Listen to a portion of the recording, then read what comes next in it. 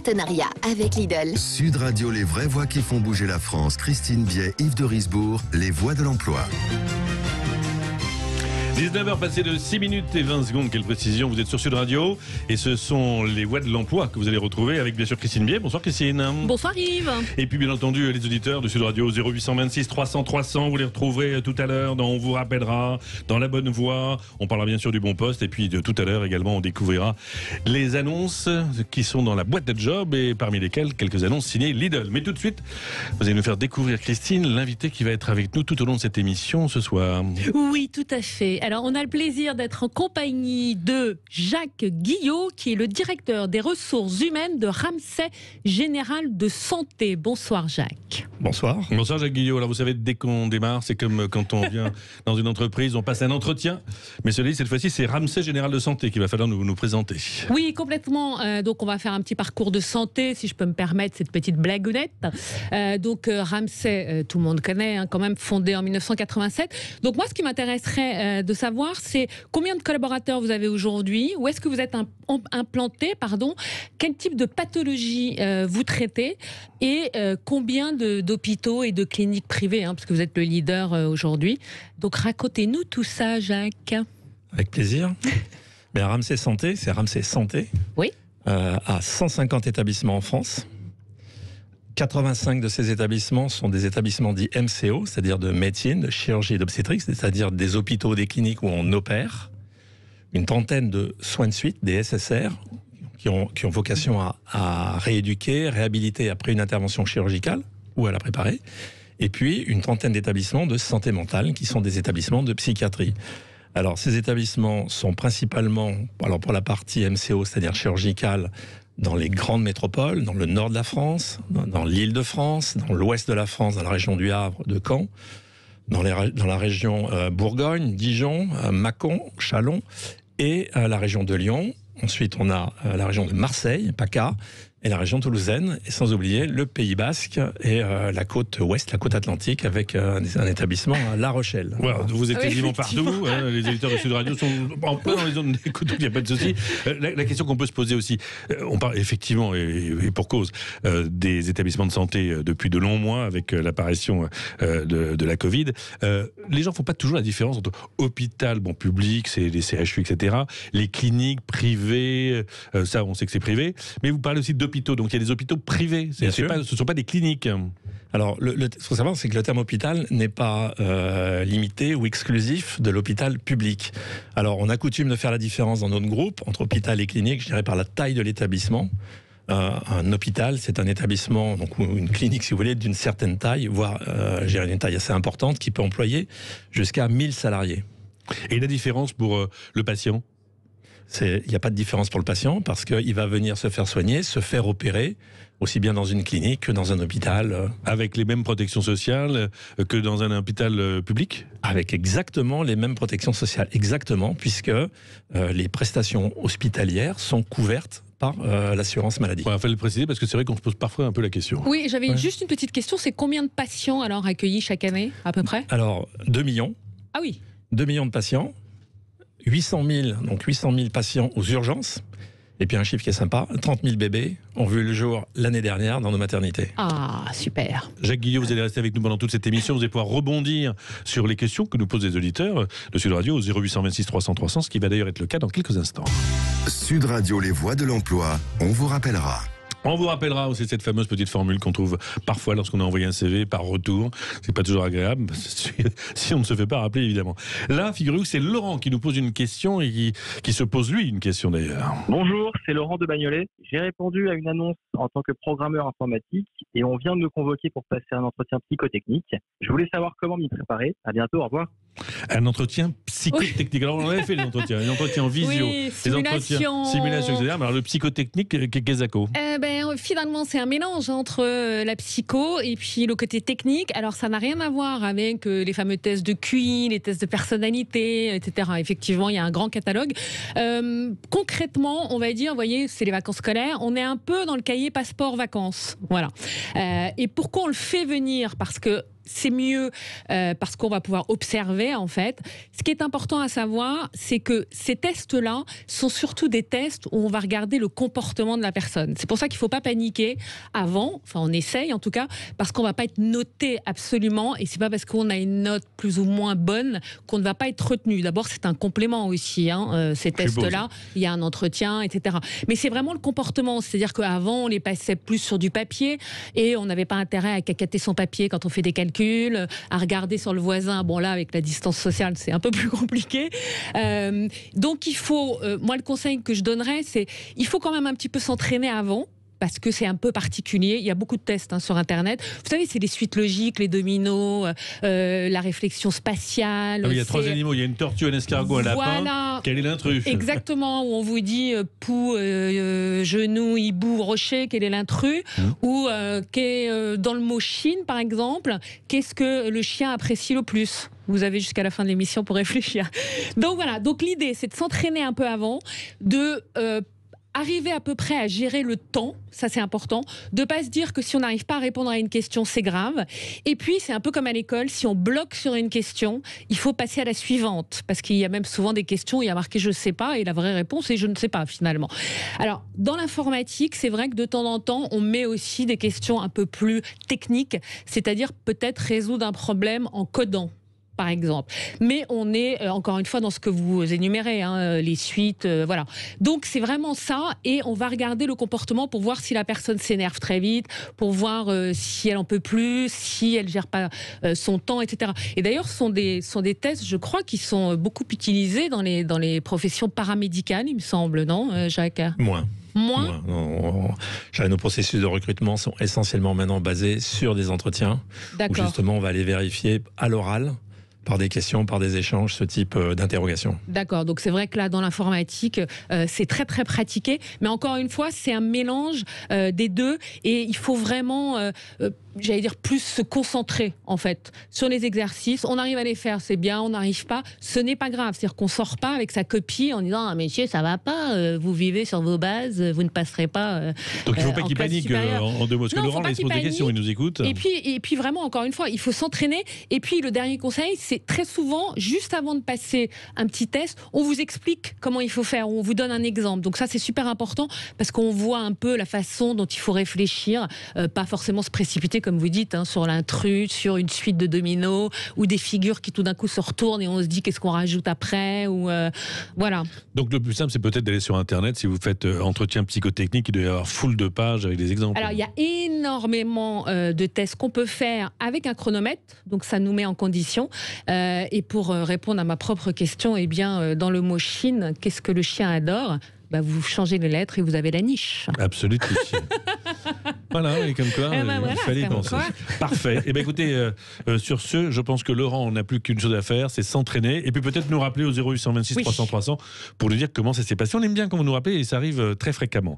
Il est temps peut-être maintenant de passer au bon poste qui a été tout à l'heure dévoilé par Jean-Marie Bordry. Sud Radio, les voix de l'emploi, le bon poste. Alors un poste sur mesure pour vous, Jacques Guillot, mais déjà, on va rentrer dans le vif du sujet avec Christine, parce que aide-soignante, c'est très très large. Alors il y a tellement de métiers, tellement de professions dans le monde médical que l'aide-soignante, c'est un poste bien défini. Oui, alors je vais aller assez vite là-dessus. Pour une fois, je vais me taire parce qu'on a effectivement le plaisir. On a un spécialiste, on a Jacques Guillot qui est là. Mais effectivement, aide-soignant, c'est quand même une profession qui est à la fois très connue et à la fois méconnue. Souvent, c'est assez réducteur. On explique que ce sont des gens qui vont aider un peu aux gestes du quotidien, alors dans les cliniques, dans les hôpitaux, dans les EHPAD, etc. Mais moi, je voulais insister et faire, alors c'est le cas de le dire, une petite piqûre de rappel, c'est qu'il y a aide et il y a soignant. Et ce qui est très important, c'est pour ça qu'il faut absolument le mettre en lumière, c'est que bien évidemment, ils aident au confort des malades, sont aussi des confidents très souvent. On organise la chambre, on aide effectivement à marcher si on a un peu plus de mal. Et c'est aussi un lien avec l'entourage. parce que quand l'entourage est là, est très inquiet, c'est quelqu'un qui rassure, c'est quelqu'un qui collabore évidemment avec une équipe médicale, hein, c'est une profession paramédicale, mais qui collabore notamment avec des infirmiers, donc qui va suivre les préconisations de soins, qui va surveiller l'état de santé. Donc aujourd'hui, le diplôme d'État d'aide-soignant se prépare, alors dorénavant depuis octobre 2020, en 12 mois de formation, alors qu'avant c'était 10. La formation est ouverte aux personnes de 17 ans au moins, sans condition de diplôme. Et il n'y a plus de concours maintenant, il y a un examen sur dossier avec entretien oral. Et surtout, ce qui est très important, et là je vais laisser la parole à Jacques, c'est que depuis la fin de l'année dernière, il y a une passerelle aussi pour permettre des formations pour accéder au job de auxiliaire de puériculture, par exemple, ou aide médico-psychologique, etc. Hein. C'est ça, Jacques Guillot, il y a combien d'aides-soignants chez vous sur l'ensemble des salariés du groupe Ramsay Santé? Il y en a à peu près 10 000. Et ça, comme l'a dit Christine, ce sont des métiers, je suppose, qui sont de plus en plus valorisés. Alors exactement, parce que pour compléter ce que vous avez dit, l'aide-soignant, c'est quelqu'un aussi qui surveille le patient, hein, qui va contrôler que tout se passe bien. Et donc c'est quelqu'un qui travaille en équipe avec le médecin, les infirmières, les infirmiers. Donc c'est l'équipe des soignants, et l'aide-soignant ou l'aide-soignante va avoir comme tâche particulière donc le suivi, le contrôle du patient, que tout va bien, et également d'assister dans sa vie quotidienne, donc son alimentation, son hygiène, et également, c'est très important ce que vous avez dit, j'irai sur son accompagnement dans l'établissement, parce que c'est jamais un moment toujours facile d'être dans un hôpital, et donc il y a le patient, il y a sa famille. Et ce que je peux dire en complément aussi, c'est que ces métiers d'aide-soignant, on les trouve bien sûr dans les services classiques auxquels on pense, mais aussi on les trouve dans les unités très techniques comme les blocs opératoires et les salles de réveil, où les aides-soignants ont des missions très particulières, très précises et très techniques aussi à mener. Alors ce sont des métiers qui ont du sens, qui ont une extrême responsabilité, etc. Mais c'est vrai que lorsqu'on parle salaire, oui, alors encore une fois, bah oui, je vais mettre une grosse lumière là-dessus. Bon, même si encore une fois il y a eu une revalorisation en fin d'année dernière, mais on est sur des rémunérations entre 1 600 et 2 100 euros. Après, ça dépend du grade, ça dépend de l'ancienneté, ça dépend de l'endroit où on travaille, etc. Mais c'est vrai que il y a un bien-être médical, bien évidemment, mais psychologique. Moi, je trouve qui est extrêmement important et qui mérite un salaire plus conséquent, clairement. Jacques Guillot, est-ce que depuis les événements qu'on connaît maintenant depuis 1 an et demi, il y a eu des vocations? Est-ce qu'il est plus facile aujourd'hui de recruter des aides-soignants, des aides-soignantes que ce ne l'était avant qu'on ne mette le projecteur sur eux? Non, je pense pas qu'il y ait plus de vocations. Les unités de formation ont le nombre d'étudiants. La crise, on va dire, du printemps dernier et celle qu'on connaît actuellement est très dure pour les personnels soignants. Moi, les chiffres que je peux voir, c'est une situation relativement stable. Alors, ce qu'il faut voir aussi, c'est que les besoins vont en augmentant, parce que la situation sanitaire le démontre. Donc on a besoin de plus, que ce soit dans l'hôpital public, dans l'hôpital privé, dans les hôpitaux privés et également dans les EHPAD. Il ne faut pas les oublier parce que ce sont des établissements qui embauchent beaucoup d'aides soignants. Donc je dirais situation stable. Oui, parce que moi j'ai regardé les chiffres et apparemment les postes à pourvoir d'ici 2022, c'est 220 000 postes d'aides-soignants. Donc il y a effectivement des besoins qui sont absolument énormes. Ouais. Vous savez, c'est mécanique, parce que vous avez une augmentation de la vie, de la durée de vie. Et il y a un chiffre qui est important, c'est que les patients la moitié des opérations chirurgicales sont faites pour les patients qui ont au moins 65 ans. Ah oui. Donc plus vous augmentez l'âge, et forcément, mécaniquement, vous avez un besoin qui se ressent plus important dans le périmètre chirurgical. Je propose de retourner du côté du 0826 300 300 alors qu'il est bientôt 19h20 sur Sud Radio pour y découvrir un auditeur dans La Bonne Voie. Sud Radio, les voix de l'emploi, la bonne voie. C'est Jean-Marc qui nous a laissé un message et vous l'allez voir, c'est vraiment fait pour vous ça encore, monsieur Jacques Guyot. Bonjour, j'ai géré 2 hôtels pendant plus de 15 ans et je les ai vendus l'an dernier.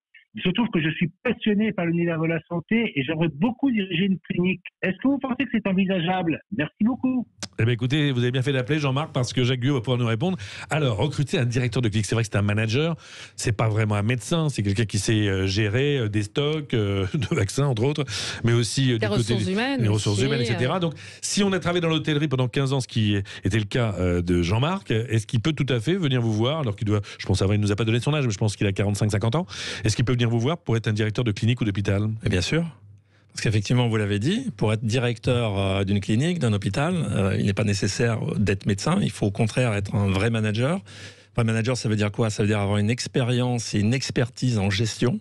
Ce sont des mondes qui sont très complexes à gérer et une expérience du management. Et cette expérience, cette connaissance du management, elle est extrêmement sensible parce que bien sûr, il y a les équipes de l'établissement, mais il y a également la communauté des médecins qui, dans notre monde à nous, exercent dans le cadre d'un contrat d'exercice libéral, ça veut dire qu'ils ne sont pas salariés de l'établissement, mais ces médecins, eux, ils vont encadrer d'un point de vue médical les équipes de l'établissement. Qui, elles, sont salariées par l'établissement. Qui sont salariés. Et les médecins, eux, sont protégés, heureusement, par une sphère déontologique, donc dans laquelle le directeur de l'établissement ne va pas interférer.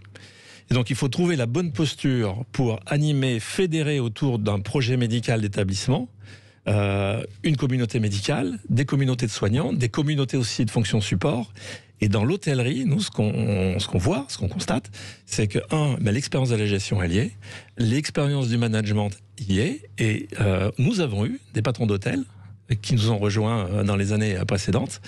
Et ce qu'il faut savoir, c'est que quand on vient chez nous d'un autre métier, d'un autre secteur, nous avons un parcours de formation, un parcours d'intégration, pour apprendre tout ce qui manque à cette personne, à ce manager expérimenté pour diriger un établissement. Quand vous dites les 200 établissements que vous avez... 150 établissements que vous avez, d'où viennent justement les directeurs de ces établissements? Alors, dans les secteurs d'origine, il y a des gens qui viennent de la restauration collective, donc vous voyez, assez proche de l'hôtellerie, de la téléphonie, des gens qui ont dirigé des entreprises de téléphonie. Nous avons d'anciens militaires, qui ont l'expérience du commandement et qui ont trouvé dans la santé, lorsque la cinquantaine, ils allaient fêter leurs 50 ans, et donc faisaient des choix entre je continue dans l'armée ou je vais vers un autre parcours, chercher un sens dans leur action, et donc dans ces militaires qui nous ont rejoints, ont ces qualités d'engagement, de management, et donc nous, on leur a appris le monde médical. Bon, Jean-Marc, je crois qu'il n'y a pas de souci. Formidable, il peut être chef vous arrivez, d'orchestre. Jean-Marc, avec un CV de folie. On en parlera tout à l'heure dans la boîte à job. Et je crois que vous pouvez postuler du côté de chez Ramsay Santé. D'ailleurs, la boîte à job, il est même temps de l'ouvrir maintenant. Oui. Sud Radio, les voix de l'emploi, la boîte à job. Alors, dans la boîte à job, on va bien sûr démarrer avec les annonces de notre partenaire Lidl qui n'arrête pas. On en est à combien aujourd'hui? 1401. 1401 offres d'emploi sur le site Lidl.fr. Donc, il y a du boulot chez Lidl. Oui, donc aujourd'hui, Lidl cherche un responsable des ventes secteurs en grande région centre-est. Ce sera déterminé pendant le recrutement. Donc, responsabilité de l'un des secteurs de supermarché, avec mettre en œuvre le concept commercial de l'enseigne, accompagner les responsables de supermarché, animer le secteur, assurer l'interface entre les supermarchés, garantir la bonne application de la politique commerciale, etc. Formation supérieure, Bac+5, école de commerce, ou Bac+4 avec 3 ans d'expérience en management. Une mobilité à minima régionale sera nécessaire en cas d'évolution. La rémunération, on est à 3 820,16 €. C'est précis. 16 € sont importants à l'embauche, avec une voiture de fonction à l'issue de la période d'essai et une formation personnalisée de plusieurs mois pour appréhender toutes les facettes du métier. Rappelez-nous la région, l'endroit. Grande région centre-est. Oui, c'est assez vaste. Oui, absolument. Et de toute façon, il y a la voiture de fonction. Oui, donc tout va on bien. peut se déplacer. Autre annonce. Alors justement, on en parlait au début de l'émission. On cherche un assistant, une assistante ressources humaines pour la caisse primaire d'assurance maladie de Paris, qui va travailler au sein du pôle développement des compétences. Donc la mission, c'est accompagner les dispositifs de formation, recenser, suivi des missions tutoriales. Donc il faut un titulaire d'un diplôme en ressources humaines avec une première expérience dans ce domaine, avec une rémunération à 1 627 € brut par mois sur 14 mois. Et le site, c'est recrute.cpm-paris.fr. C'est noté. Une autre encore? Oui, un journaliste rédacteur à Puteaux pour One Health Media, qui est un groupe média omnicanal, par exemple le moniteur des pharmacies. Donc il cherche une belle plume, qui est déjà une petite expérience ou officinale ou rédactionnelle, et qui démarrerait le 1er mars. Ah oui, c'est tout chaud. Le site pour Voilà. aller voir un petit peu Alors le l'annonce, site, et- c'est un site où il y a énormément d'ailleurs de propositions de postes dans le domaine de la santé. C'est staffsanté.fr. Vous connaissez Ah, bien sûr, bien sûr. Ben voilà. Oui. Ils vous envoient du monde. Oui, bien sûr. Et vous recrutez chez eux. Comment? Et vous recrutez Bien sûr, oui. Ah, Voilà. je ne m'ai pas trompé. Non. Une petite dernière. Dans le mille. Oui, j'ai un stagiaire développement informatique chez Vinci à Lyon, parce qu'il y a encore des recherches de stage, Bac+2, qui sera rattaché au service ingénierie pour le suivi du taux du charge de service en fonction des projets en cours et des appels d'offres. Et ça, c'est sur Glassdoor. Voilà. Parfait. Jacques Guyot, du côté de chez Ramsay Santé, de ces 150 établissements répartis, on l'a entendu. Et pour ceux qui nous écoutent, sur la région PACA, sur la région toulousaine, sur Lyon et sur tout le pourtour en fait de la France. Vous êtes assez, vous faites le tour de l'Hexagone. Qu'est-ce que vous recrutez en ce moment? Alors nous avons 750 postes à pourvoir à l'instant T. Alors essentiellement des soignants, hein, c'est à peu près 70% des postes à pourvoir. Donc c'est des postes d'aides-soignants, d'infirmières de bloc opératoire. Et également, pour les non-soignants, des fonctions informatiques, hein, des techniciens de support informatique pour nos établissements, répartis sur le territoire français. Donc des développeurs éventuellement Alors c'est plutôt des équipes, des techniciens qui vont venir installer le matériel dans les établissements, qui vont les maintenir. Et peut-être des experts cybersécurité, non, en ce moment? La cybersécurité, nous en avons, nous sommes organisés. Oui. D'accord. Et vous en recrutez beaucoup ou pas? Ou vous avez déjà une équipe? Les experts en cybersécurité, c'est une minorité. D'accord. Et donc nous avons une équipe, effectivement, qui est dédiée à ce risque. Qui est effectivement permanent. On l'a vu ces derniers jours avec des attaques. Oui. Et il est vrai que la santé, c'est un secret médical. Et que ce secret médical, il se doit d'être effectivement dans des coffres forts numériques pour ne pas laisser la place aux hackers. Merci Jacques Guyot d'être venu aujourd'hui dans les studios de Sud Radio pour faire avec nous cette émission des Voix de l'Emploi. Je rappelle que vous êtes le DRH de Ramsay Santé et qu'il y a donc actuellement, vous l'avez dit... 750 postes à pourvoir. Parfait. Merci Christine Biet. On se dit à mardi prochain. Même heure, même antenne, sur Sud Radio. Vous voulez rajouter quelque chose? Tout simplement, pour postuler, il suffit d'aller sur le site de Ramsay Santé et tous ces postes sont consultables. Parfait. Merci Jacques Guyot. Il est temps de retrouver Jean-Marie Bordry et la suite des Voix de l'Emploi. Sud Radio, les vraies voix qui font bouger la France. Christine Biet, Yves de Risbourg, les Voix de l'Emploi. Avec la participation de Lidl. Je rappelle que les Voix de l'Emploi reviennent mardi prochain avec Christine Biet et Yves de Risbourg sur Sud Radio. Oui, si Dieu le veut, effectivement, pourquoi pas. Toutes vos questions d'ailleurs sur votre carrière, sur l'emploi, au 0826 300 300. Christine Biet et Yves de Risbourg vous répondront et vous donneront tous leurs bons conseils. La suite des vraies voix qui font bouger la France. Tout de suite, on retrouve Parlons vrai avec les entrepreneurs. C'est avec Stéphane Soumier sur Sud Radio et sur Bismart en compagnie de son invité Pierre Noisa, qui est cofondateur de Paymium. À tout de suite.